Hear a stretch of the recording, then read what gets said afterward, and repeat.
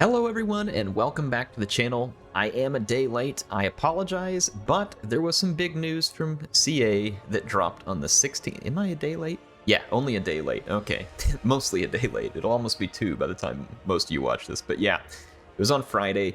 Friday happened to be a really busy day for me as I had a ton of work to do because I had to get through the same amount as usual, but I had a doctor's appointment in the middle of the afternoon, which was going to shorten my work day.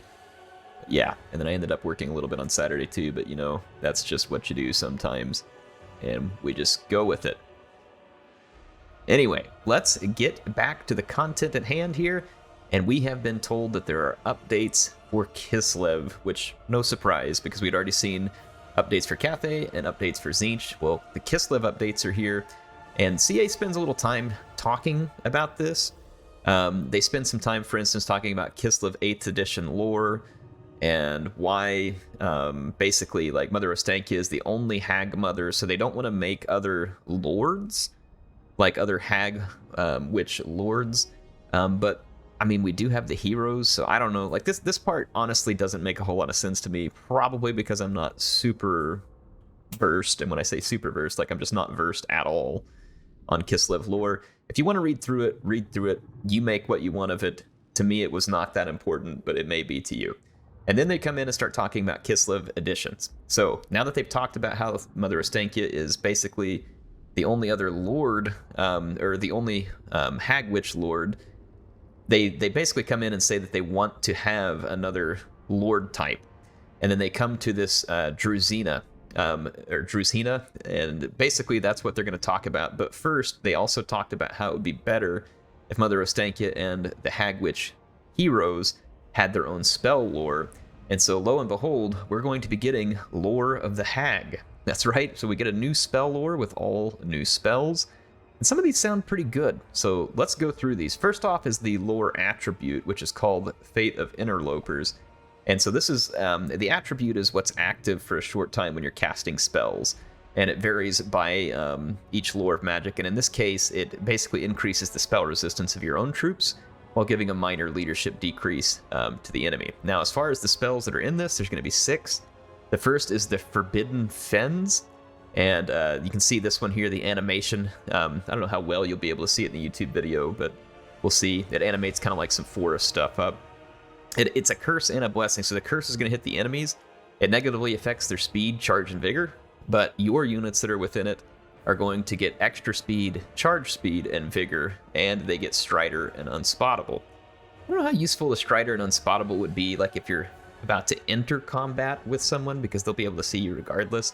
I think that might be so that you can cast it even when there's not enemies around, because it will allow you to move quickly and unseen. So probably a dual-use spell here, somewhat interesting. You know, obviously it could be used just on enemies as well to slow them down. The next spell is Witch Brew, and this one is a really interesting one to me. It's basically just like I say really interesting, sorry, I'm thinking of a different one, but it's still a cool one because it has a new animation. You can see the cauldron pouring out there, so pretty neat animation. This is just a breath spell, and it's going to damage enemy units in its path, and the Witch Broth is the blessing that comes with it. So if you have a friendly unit there, it actually heals them, boosts their vigor, and makes them immune to enemy contact effects. So it is pretty cool. I don't know how much healing this is. I'm going to be interested to see that, because a little bit of healing in the hands of Kislev would be pretty fun. So I'm curious to see what Witch Brew does. Then we have Curse of the Ancient Witch here.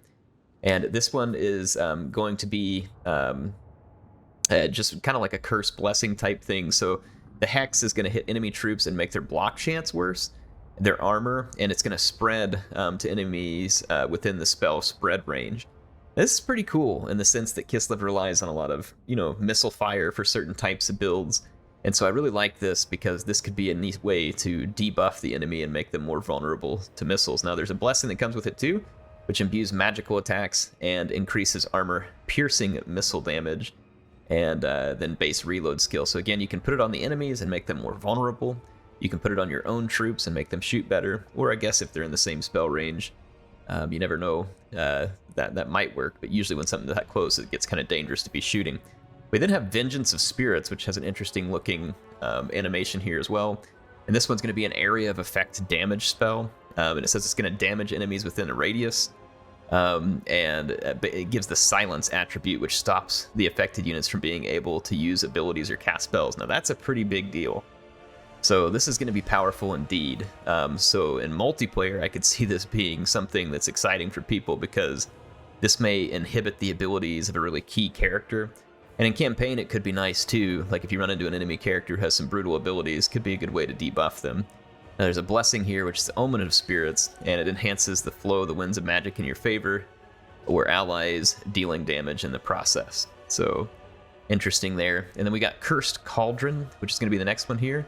This looks like it's a kind of a vortex spell here, and it's going to be a static vortex, and that's cool because static vortex means you don't really have to worry about it hitting your own troops or rolling out, but it's going to fire out projectiles that spawn smaller moving vortexes upon impact, so this is interesting. Could be a little bit of weirdness going on, but you can see that is not quite like any other spell we have. And then it says the Blessed Cauldron is the blessing here. It's the same as above, but this vortex no longer harms friendly units that are caught in the area effect. So that is pretty cool in the fact that it won't hurt friendlies. So it should make that a pretty dangerous spell. We then have Malediction of Madness, and this one is just going to be an interesting one here too. It's a curse that's going to put a hex on enemies. It negatively affects enemy base weapon damage, armor piercing, melee attack, and it inflicts rampage. So it's going to make their troops kind of run amok basically. For your own troops, they get an augment that's going to increase base weapon damage, armor piercing, melee attack, but it also inflicts rampage. So, an interesting balance here. 6 cool spells. I'm really curious to get my hands on these and see how they play out. But this is exciting. It's going to make Mother Ostankya that much more unique, and it's going to make all of the Hag Witch heroes that much more unique as well, adding a nice touch to Kislev armies, whether they're led by Mother Ostankya or whether they're led by the other lords. And speaking of other lord, they announced the Drusina, which I mentioned earlier. This is going to be a hybrid character, and they tell you a little bit about their lore here, and then we get a picture, and it should make it obvious what this character is going to be good at. So this character is going to be good at dealing damage from range with their bow, and they're also going to be able to deal armor-piercing damage with the axe that they have, so it makes them a very nice hybrid lord. They have a little bit of extra art here as well, to kind of give you an idea what this will look like.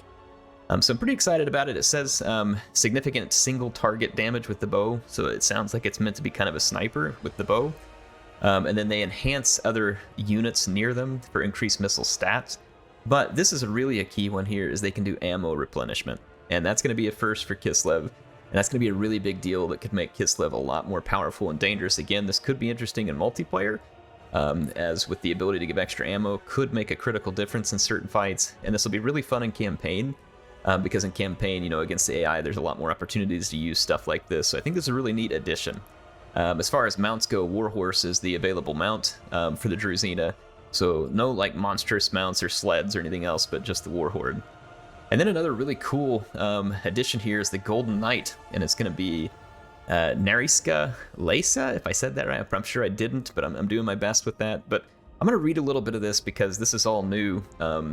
And should be exciting. It says, the Golden Knight is the champion of the Ice Queen. This is an honorary rank bestowed to the greatest warrior among the Drusina, or occasionally in history, boyars, or even the common soldierly. Nariska is the daughter of a previous Golden Knight who died at the side of Tsar Boris. As a girl, she learned swordcraft from her father, honing her skills as a warrior. And then it says, though she was derided by her peers, she stood forward as a candidate for the Guardian of Tsarina when the Drusina elected her father's successor. It says she's tall and powerfully built, physically equal of any warrior, but her greatest attribute is determination. So a little bit of, lore here, the backstory of the Golden Knight, and it gives you a little bit more here as well, which I'm not going to read through all this right now, but we get some art, and then some kind of in-game art here as well. So the Golden Knight sounds really cool. It's a heavily armored guardian hero. It says that it's supposed to protect friendly characters, and I'm excited for this. This is a legendary hero, by the way, not just a generic one. And so this legendary hero, it says, has bodyguard, so it's a good protector. They can use defensive abilities and stats to increase the durability of nearby friendly lords and heroes. This will be really helpful because, like, Tsarina Katerin is somewhat vulnerable. The hags can somewhat be vulnerable. So I really like that. It's a duelist type unit, so we should expect high defense and pretty good damage, but maybe not armor piercing damage. Then it says inspiration. It says the more damage sustained by the Golden Knight, the more determined surrounding friendly units become to fight on. So this is interesting too.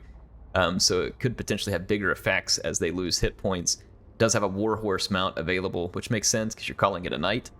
So that's an exciting ad for Kislev. And then finally, there's another new unit here, and it is Kislevite Warriors. And this one may be one of the most exciting additions of all, even though it's not one of these crazy special units. It is literally just a tier 1 infantry for Kislev that has large numbers, and it's kind of a blocker to help protect your missiles. They have halberds. They're going to have anti-large. It says frontline troops, so they have more entities, and they're cheap. So it's like a cheap frontline unit, tier 1 infantry that you can throw up in the front of your missiles. That's pretty exciting. And then they're going to add a monstrous unit to Kislev, which is a Frostworm. Not to be confused with the Norscan variant of it. I guess, let's see. It says you may have recognized the name if you've ever ventured into Norska. Now called a Chaos Frost Dragon. The Norscan unit is different to this one, so I think they've switched the name. And this is called the Frostworm. And it's going to be interesting. It's not a flying dragon. It's on the ground, and they say it's relatively quick. And it can be a mount for certain characters, but it can also just be a standalone unit as well. It says it's fast here. It has frostbite attacks, and it can be a mount for Katerin and ice witches. So that's exciting there too. But not only that, Katerin now has another mount available for her, which is the Sled. So many people have been asking for Tsarina Katerin to have a sled, and we finally get an ice sled for Tsarina Katerin. So that is exciting. And then they had this cool little slider thing down here at the end where you could see, here's all the stuff that was in Shadows of Change originally. And then as we unfold it, you can see all the things they added. So they've pretty well doubled the content. And I think that's pretty cool because this DLC cost twice as much, basically, as some of the last ones. And honestly, I don't know, maybe that's a good thing. Some people are still not going to like the price of the DLC because it was so much more costly than others. But, I mean, if you go and kind of double the content, I guess it's kind of like 2 DLCs. Personally, I'm happy with this. I need to play with it first and see how it goes. Just on paper, it looks good. It looks like they're making some nice changes. It looks like they put some actual real effort into these changes and are trying to satisfy people. I like to see this. Some people are going to be upset if I don't stay mad at CA forever. And who knows, maybe I will. We'll see what the state of this is when it releases. But I don't take that. Like, I'm glad to see them attempting this, and I'm hopeful. I'm hopeful to go play this and that this will be an exciting change that's well received by the community. Some good news and some happy feelings around Warhammer would be great because I love this game and I love this franchise, and I want it to succeed, and I want to have a community who loves their game and is just not sitting around mad at it. That said, we'll see what happens. And again, you don't have to agree with me. As always, please go down in the comments and share your thoughts. I would love to hear what you think of the changes. Does this improve the Shadows of Change DLC for you? Or is it not good enough, and what would you have liked to see? Again, either way, I want to hear from you. Definitely share your thoughts. HeirofCarthage, signing out for now.